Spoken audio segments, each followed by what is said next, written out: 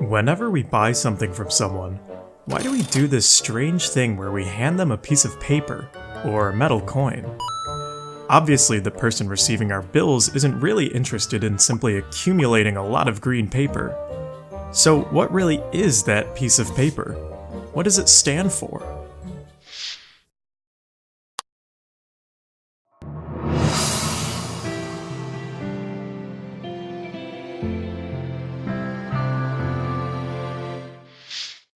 A typical story that both economists and regular people cite when discussing the origins of money is the story of barter economies.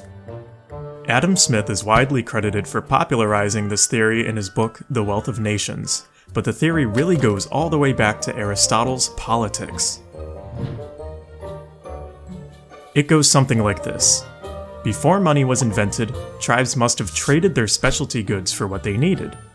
If you were skilled at making arrows, you could trade them to anyone who wanted arrows. If you need meat, trade a butcher some arrows for some meat. This system outlines the concept of what is called the double coincidence of wants.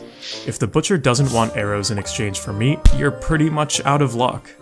Even so, if you wanted salt, but the miner only wants meat in exchange for salt, you have to trade with the butcher and then with the miner. The system quickly gets very complicated once more than a few traders are introduced.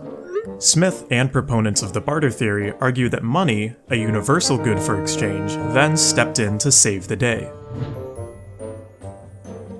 Anthropologists have been working tirelessly to take credibility away from this myth, writing that there has never been an example of a barter economy found anywhere. Even shortly after Smith's time, Lewis Henry Morgan described in League of the Iroquois that Native American tribes did not barter. Instead, they stored specialty goods inside of a longhouse until a council of elder women decided how best to distribute the supplies.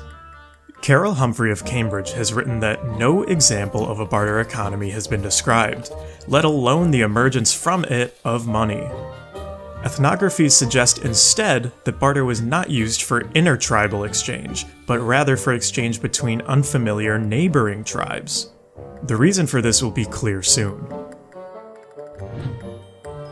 Anthropologists also argue that the barter myth, as they call it, presupposes that the role of economy is separate from that of society or politics.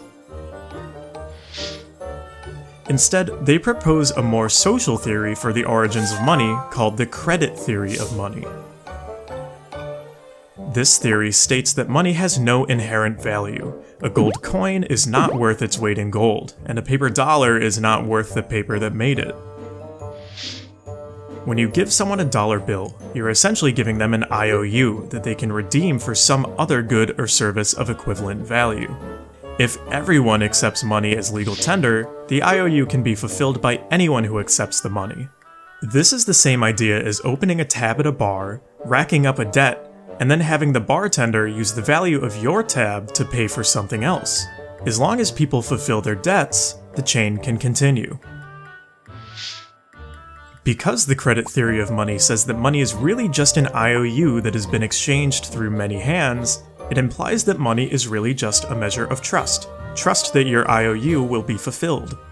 As long as the value of money remains stable, your $5 will be able to get you an equivalent good or service. To take this even further, whenever you make a transaction, you even have to be willing to trust that you'll get something equivalent back at all. Someone could easily scam you and take your money. This idea perfectly explains why neighboring tribes were observed by anthropologists to use barter, because they didn't trust each other enough to use a system of IOUs.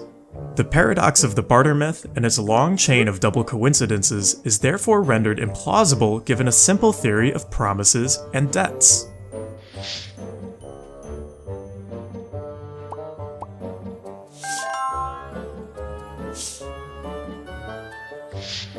In fact, studies have shown that so-called gift economies actually do exist and follow the credit theory of money to a T. In a gift economy, if you want some of your neighbor's meat, you should simply go over to their house, smoothly talk about how badly you've wanted meat lately, go home, and expect a gift of meat to be given to you later. Your neighbor will remember this favor and keep track of your debt to them. Maybe the next week, your neighbor will remark how lovely and sharp your arrows look, and expect the IOU to be repaid. Gift economies develop crude markets based on equivalences of value. 2 pigs could be worth 3 chickens, a gold necklace worth a cow, and so forth. Our own macroeconomics even follow a similar system of trust. During the 2008 financial crisis, part of the catalyst for the chain of events was that independent observers looked at the trustworthiness of mortgage loans. They discovered that certain mortgages were not based on any trustworthy assets at all. Rating agencies were bribed in order to rate debt obligations much higher than they should have. Once a whole chain of loans was no longer trusted, the value of the assets plummeted. Everyone's IOUs lost trust, and therefore the housing market lost a lot of value. To cement this idea even further, our systems of courts, police, and military make clear that money is really just trust. In the case of courts, if someone doesn't back their end of an exchange, the court will look to enforce their compliance. A lawyer might attack the trustworthiness of a crooked landlord, and the judge will award compensation proportional to the amount of misspent trust. Police and military work to exert influence on populations to ensure economic hegemony. If people refuse to put their trust in corporations or government institutions, sometimes force is utilized to coerce false trust. These examples make clear that the economy is not separate from the social or political spheres, but rather intimately intertwined with them.